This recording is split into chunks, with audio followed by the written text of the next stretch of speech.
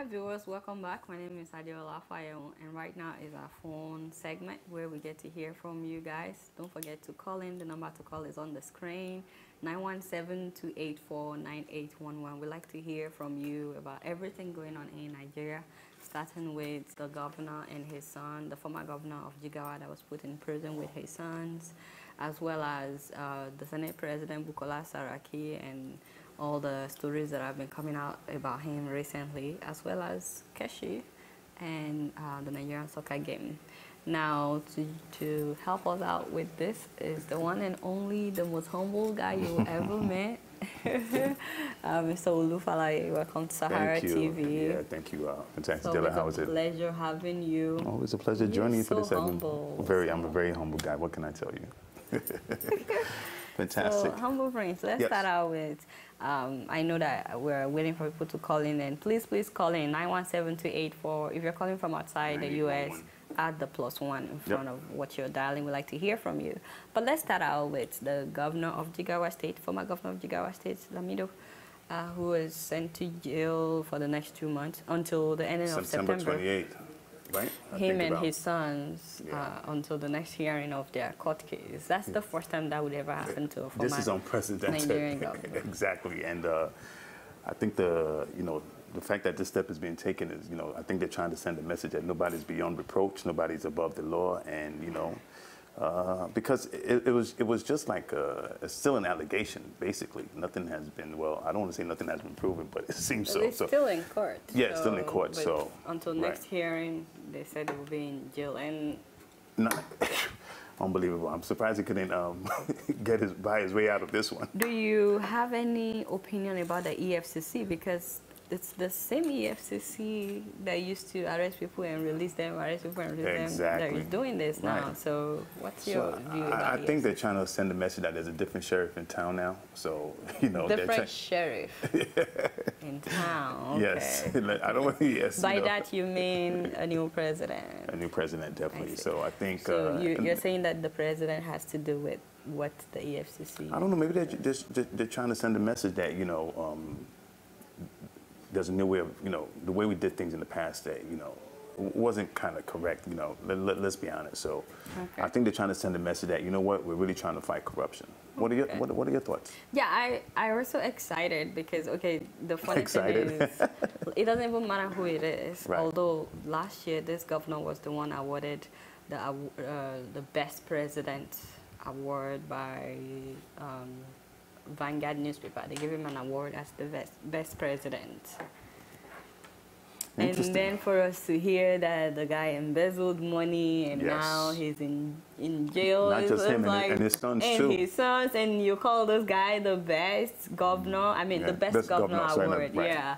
You call this guy the best governor, and apparently he steals money. I mean. Right. So all the while he was being the best governor, this is what he was doing. As the best governor. As the best governor. Anyway, but I'm hoping, like you said, that this will set a tone, that this is a new era. A new culture. And that hopefully we would, experience more of this. Also, what do you think about the fact that so far, all the ex-governors that have been picked up, and so they are like northern governors. And Mr. President is from the north. Exactly. Interesting. That's a very good observation. Yeah. Yes.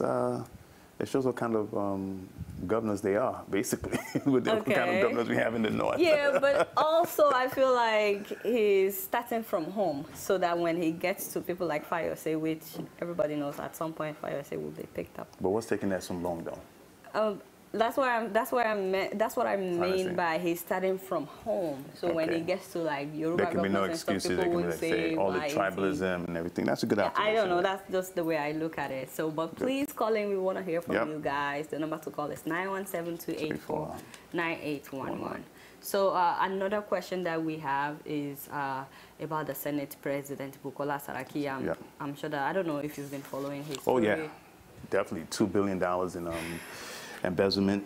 So again, it's an allegation. Yeah, you want to read the question the question on him is that, do you think that the EFCC should launch a special investigation on Senate President Saraki based off of the evidence of theft and money laundering exposed by the media? I'm surprised they haven't launched an investigation already. And I was talking to Rudolph's guest earlier, Perry, and saying that if this was in the United States already, something would have happened already. Because and it's amazing that the media had to put this out before the EFCC did. So I think definitely that that's just a lot of money, and you know the way the scheme was done, it was done through the bank. So it's not just him; they need to go into the banks too. Isn't there immunity though for him being the third in command in the country? He's the Senate president. I don't think there should be any immunity, honestly. I mean, he's not beyond the reproach. He's not above the law. So they need to get him. Seriously. I see. Your thoughts? Well, like you said, I don't think that they should have waited till now that he's the Senate president. It's like I mean, we're talking 2 billion naira for a long time. What were we looking at before now? Right. Like even the media, I have issues with the media bringing it out now. Like, what about before he became Senate president? Like, why didn't you say all those things before he became Senate president? And the evidence seems to be credible. Which makes it harder to do anything now that he's Senate president. Well, the evidence is there, though, and there's a paper trail. If you follow the paper trail, and you know they found out during the investigation, he lied and said one of the companies used for the money laundering scheme belonged to one of his assistants, and they understand that assistant, I forgot his name, is a vegetable and really can't even make any calls. So there are things going on. So they need to, they really need to jump on this. So I'm going to read some responses that we have on that, and hopefully someone will call us at some point. Yes. This was responses by Jack Christian Gerains, and he says, redirect these probing questions to Sambisa Forest. How many people were killed today? Where is that fetid, scrawny hypocrite called Obi Ezekwesili and Amnesty International? He's saying that instead of the media focusing on on Saraki, that they should focus on the fact that Boko Haram are still killing people in Sambisa Forest. What do you think? Well, this is a huge debate. Say that again? Should I say debate? Because a lot of people are saying what he's saying. Right, but this is also a huge issue, though. I mean, we're talking 2 billion naira here. Saraki's issue. Yes, so yes, you know, we shouldn't lose focus in sight of what's going on with Boko Haram, but you know, they could work on both in parallel. I see. Yeah, so. The next comment is by Christian Ogwo, and he said they should first complete those of Tinubu, Fashola, Aregbesola, and Rotimi Amechi before they get to Saraki. What do you think? Yeah, let's be honest. If they were going to get Tinubu before now, they would have done this years ago. That's never ever going to happen. So you're saying that there's something they should get Tinubu for, but they will never get him for. I'm trying to understand you. I'm not saying You're not saying anything. I'm saying something, but I'm not saying much. We have a caller. Caller, you're live. Please go ahead. Hi, welcome to SaharaTV. Hello. Okay, I think we lost please call back 917-284-9811. Yeah. Right. So what about Fashola now? They should pick up Fashola first. What do they have though? You're saying that Fashola's hands are clean. I'm not saying anything. I just want to know where you're coming from. You know. If there's right now, everything is alleged. If I see any evidence, like the evidence the media put out on Saraki, yes, definitely they should go after all of them. Okay, what about Aregbesola? This was named Aregbesola. You know. Hey, humble friends. Are you from Washington State? No, I'm from Ondo State. Okay. But, what about Rotimi Amechi? He named Rotimi Amechi as well. That's a very interesting subject. Very interesting. He was just with Mr. President, I think yesterday or something inside Asoro. Exactly. Hobnobbing and everything. How did you know? Oh my God, humble friends. You have connections. I didn't know that was what was happening. Well, you know, I have my few sources. Oh, you have your sources inside. You're really putting me on the spot here, man. Good stuff. Okay, so the next comment is by Kenny Oshorun Olayinka, and he says that people are dying, and this is the nonsense that we are concerned ourselves with. If Saraki goes down, he won't go alone. He will carry Tinubu and many others along. Do you agree that if Saraki should go down, he will carry Tinubu and others? Looking at the way things operate in here in the United States, if they catch somebody or they're investigating somebody, the first thing they want them to do is like, okay, who are your cohorts? Are you going to name names and everything? And obviously, you know, so I know he won't be going down alone. I'll tell you that. He will drop dime on everybody, yeah. Hold that thought. I think we have a caller. Caller, you're live on SaharaTV. Please go ahead. Okay. My name is Philip. Hi. So I was just listening to your conversation on Saraki and EFCC. Yes. And here's what I think. I think what Buhari needs to do is to give EFCC a complete free hand. That's one. And two, remove the immunity, So if Saraki is found guilty of anything, they should allow the EFCC to probe him or any other public official, so that way it is transparent, it is clear to everyone that nobody is above the law. So the idea of being a Senate president and not being allowed to be probed, I think that should be discarded. Let Buhari allow EFCC to probe anyone, including himself. All right? Thank you very much. Thank you very much. Thank you. Okay. So you were telling us that if they should arrest Saraki, that many others may go down with him? I believe so, yeah. Like, He's going to name names. Who is cohort? He actually didn't carry out all these schemes alone. I mean, we're talking again, 2 billion naira. That's a lot of money. Yeah, but this person is trying to say that it has nothing to do with Tinubu. So do you think that if Saraki should go down, Tinubu is going down? Because right now, Tinubu and Saraki are not even They're at seeing war, eye to right? eye. They're at war with each other. Which So, although he probably would like to implicate Tinubu if they are of course he fighting will. each other. Definitely. He's gonna dime him out. And I think we have another caller. Caller, you're live. Please go ahead. Yeah, hello. Hi. Yeah, first of all, I want to talk about the issue of EFCC. A few minutes ago, you talked about the same EFCC in the past administration that's actually functioning right now, right? I think maybe you should point some accusing fingers on the judges. The problem of Nigeria is not actually the EFCC, the judges who would throw this case out of the court for lack of evidence or whatever. Now there are evidences. There was one case like that the court threw out that EFCC was actually shocked. We don't want to put all the blames on one particular commission. Everyone should be held responsible.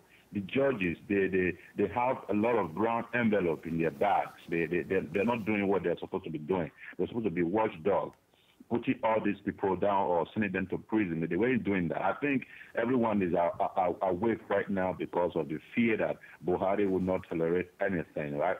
So, and again, Buhari, whatever he's doing right now is out of fear that people are active. So he has not actually started doing what he's supposed to do, but his name, Buhari, is what is sending the fear into people's, right? And let him start with someone like Tinubu.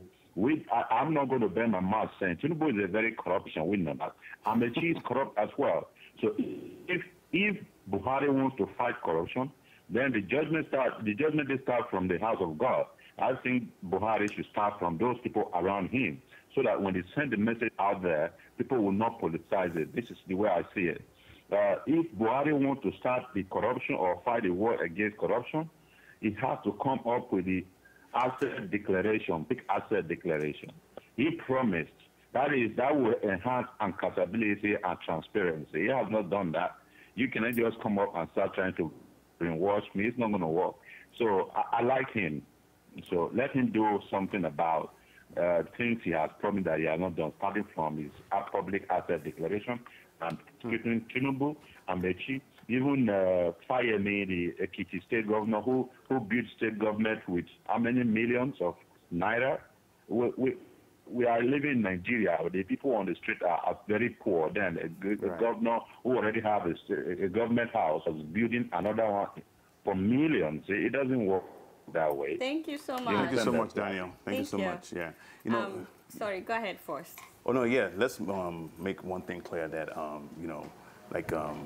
what's going on with Saraki has nothing to do with Tinubu. But I'm just thinking that people are saying that it has nothing to do with Tinubu. But people are saying that Tinubu has probably done stuff that warrants investigations as well. It's true. Right. It has nothing to do with Saraki's issue. I mean, Saraki's charges are not connected to Tinubu. In no way. Correct. But if Saraki is going down and him and Tinubu are fighting, he wouldn't just watch, like it wouldn't go down alone. He would. Right. It would also blow the trumpet on some things about Tinubu as well. That's what I was saying. Their case, the case is not connected at all. Right. But he would find a way of blowing some kind of trumpet about Tinubu as well. We should make it clear that right now Tinubu is not being. I think. Yeah, Tinubu is not being investigated for anything right now. There are no charges on him. But you know, he may not say anything about Tinubu. But if it's going down, then. But before he will go down, he has to be arrested and investigated or something. Right. So the last caller talked about Buhari declaring his asset. Did he not declare his asset already? I believe he did, but it's not been made public. Right. I need to research more on why it's not been made public. Because when he said that, I was like, I thought he did that. Yeah, he did. Him and Osinbajo, their very first day in office. And we have another caller. Caller, you're live. Please go ahead. Hello, welcome to Sahara TV. Hello, I think we lost him. Hello, I'm here. Hi, welcome to Sahara TV. Yeah, good day. Good day, go ahead. Yeah, I'm calling in respect of the polling program, the conversation that is going on in respect of Nigeria and the political terrain. I want to first of all appreciate the producers and the collaborators of the Sahara reporters for bringing this footage to us in Africa. What is happening in Nigeria currently is giving us a lot of concern. I'm from Delta State. Saraki, Senator Bukola Saraki, you know, he has a lot of issues around him in terms of corruption. And conniving with the lives of Atiku Abubakar to disrupt the programs of APC is unacceptable. So all we are saying is that the Saraki should raise the bar. Sorry, the Sahara reporters should raise the bar to create the awareness about the corruption charges against Bukola Saraki, because he cannot stand in that seat. We need people with impeccable characters, people that have a corruption-free to occupy the seat of the Senate president. He's a corrupt man, and we don't want him in that seat. That is my concern. I'm bringing before Sahara reporters. Thank you very much. Thank you so much. Thank you. All right, I'm going to read more of the comments on this issue of EFCC and Saraki.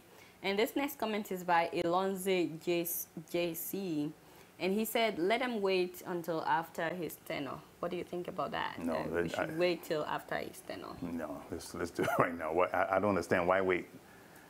You know, if a crime has been committed, if the investigation reveals that, you know. But have we not waited all these years, though? No, like I said. He's committed so many of these crimes before he became governor. He was governor for 2 times. This allegedly happened while he was governor, but again, you know, it wasn't. And now Senate president. So. Exactly. But you know what? Here's a good question though. Why are they just putting it out now? Exactly my point. That's what good point. That's what I was saying as well. That so. Are we saying that if there is no fight between Saraki and APC and Tinubu and all that these stories will not resurface? That's why I was saying that even the media, I have a problem with the fact that they're just the bringing media it out now. is just bringing it out now. That there was this whole time that he was lobbying for Senate president. That was when the story should have come out. Exactly. But anyway, the next answer is by Muhammad Nafiu. And he said that, yes, investigation should be carried out. If he's guilty, he should not only be impeached, but should also be sent to prison. Do you see Bukola Saraki going to prison? If he's watching us right now, he's probably laughing. Like, look at the small children. Stranger things have happened. Calling my name and prison in the same sentence. How dare they, humble friends? But a statement has to be made, though. Honestly, don't you think? You know the former governor of Jigawa that is in prison right now, the one that was sent with his son, when they sentenced him to jail for the next 2 months, he said, "You mean I'm now a prisoner?" That was what he said. Like, I was just a governor. You mean to tell me I'm now a prisoner? Yeah. We have another caller. Caller, you're live. Please go ahead. Go ahead. Yes, please, I just want to make a suggestion because it's a bit difficult for a person like me to be able to reach Buhari one-on-one. I guess you guys are going to have a chat with him when he comes to the United States this month, probably. We'll try. And I would like this. I was listening to the news a few days ago, and I saw a governor that was granted bail with the same amount that he was alleged to have been stolen. So I was very, very happy about that. So I don't know if you guys to suggest such a thing to Buhari, that anybody that stole 5 naira should be his bail bond. That way, at least he can deter a lot of people from doing such and all that. So if he's found guilty, then he will not go in for it after paying the exact money he has stolen as a bail bond, Right. So that will go a long way, helping corruption in Nigeria. Actually, that was my contribution. Yeah, you can also tweet Femi Adesina on Twitter and tell him to tell the president. Yeah, you don't have to wait till he. Yeah, you don't have to wait till he comes here. I love the story that he raised up just now. That is the former governor of Imo State, Ohakim. The guy sold 270 million, and they set his bill to 270 million. I was like, yes, that's awesome. Like, so if you want to leave jail or whatever, just if you want to be bailed out, just give us 270 million. Now, it will probably look for that money, but if he pays the 270 million, the next question is, how did he get 270 million? As a governor. Yeah. Doing what? Yeah, exactly. Like, how did he get the 270 million? But what compromise do the judges have to set these bills? So that's just... And I love the fact that the former caller brought up the issue of judges. That's a very good point. Yes, I really like that point. During Jonathan, it was the judges. Yes. I feel like sometimes we don't know the kind of duress the judges were under during Jonathan, in terms of them losing their jobs, or they were probably pressurized to do something. Or some of them were probably even compromised. Yeah, and compromised as well. Exactly. Given stuff. So it's good to see that they're all waking up now. And whoever made the case of this ex-governor of Imo State, oh, I love you so much. Thank you. This is how it should be. Just set their bill at the amount that they stole. End of discussion. And then they don't even have to go to court. Let's just do it like that. That's quite the conundrum. They're like, Every one of them, we should just do it like that. Exactly. Anyway, Humble Prince, I think we have a few minutes left to talk about the issue of Stephen Keshi, the sports industry in Nigeria, soccer industry, I should say. But we have a caller. So let's take that call quickly. Caller, you're live on Sahara TV. Please go ahead. Yeah, good evening. My name is Femi. I'm calling from London. Thank you, Femi. How you doing? Go ahead. I'm good. Hi, Adeola. How are you? I'm fine, and you? Yeah, good. I just wanted to say something about EFCC because for some time now, precisely during the last regime, EFCC they did not prosecute any big guns, only petty thieves, people on the street. Why is it now suddenly that they changed and started prosecuting ex-governor, this and that? Why do you think they changed? Yeah, I think the people at the helm of EFCC, the director or whatever people there should be prosecuted themselves. Because if they know all this before, why did they not do it? Why have they just started now? To the best of my knowledge, Buhari has not changed any personnel from the EFCC. The same personnel that were there during Jonathan's regime are still there now. So why the sudden change? Wow. Right. Do you get my point? I mean, I think that it has to do with the change in boss, though, because the boss has changed. Yes, if they like don't I said, do their it's a new sheriff in town. now they may lose the job. And Buhari is supposedly a no-nonsense anti-corruption guy. Right. So I think that's why. But thank you so much for calling. Thanks so much for calling. So briefly, though, let's just talk about the Stephen Keshi issue.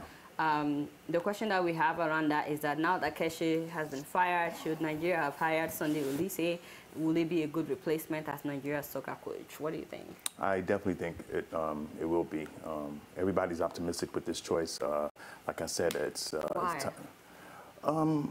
First of all, let me just mention one of his drawbacks. He doesn't really have a lot of experience, but a lot of players have just gone, a lot of coaches have gone from player straight to coach, and they've been successful. I'll name one, Jurgen Klinsmann, who was a coach of the United States men's soccer team, has been successful before then. So You know, everybody's optimistic. It's just good to, you know, we want to give him a chance. One thing that he has that Keshi apparently lacked was being very technical, and they're saying this guy's very technical. He's young, so we think he could relate to the players a little bit more. And it's just time, you know, it's just time for change. And, you know, Keshi's tenure as a coach was tumultuous at best, and, you know, was so up and down, so roller coaster and everything. And, you know, that affected the psyche of the players. So it's time for a new regime, fresh new coach. The coach is going to bring some well-experienced assistant coaches along with him, so I think he's going to be successful. And like I said, this guy under his belt, he's been a great TV pundit. He has a UEFA Pro license, which makes him worthy, eligible to coach in the UEFA Champions League.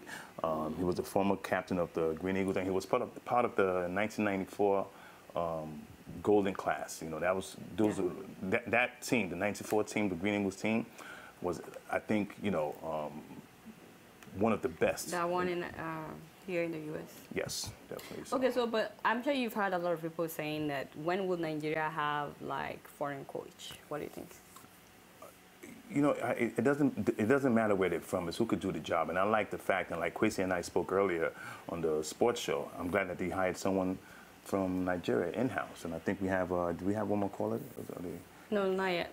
Okay, right. So I think, you know, it's left to be seen. And like I said, his success doesn't just depend on him. It also depends on the players and how much support we all give him. So, you know, everybody's optimistic. Let's all right. Humble Prince. I'm also optimistic. Let's see what happens. So long as they win the cup and bring it back home tomorrow. Well, you know, I don't think they're going to win right away. What? No. I am optimistic. Nigerian Super Eagles, better go and get that cup. Bring it back home to We still have years to go. Trust me. Bring it to mommy. That is all I Even though Nigeria is improving, so are the other countries. I don't care who your coach is. Just bring back the cup. All right, viewers. That has been our callback segment today. Thank you very much. Catch us again on Wednesday. Yes. On the one and only Humble Prince show on Wednesday. With the Humble Prince, and we'll have another interesting topic, and Adeola and I will be chopping it up, and we hope you'll call in. All right. We'll see you next time. Stay tuned. Same time next week. Yep. Stay tuned. Don't go anywhere. More shows coming up.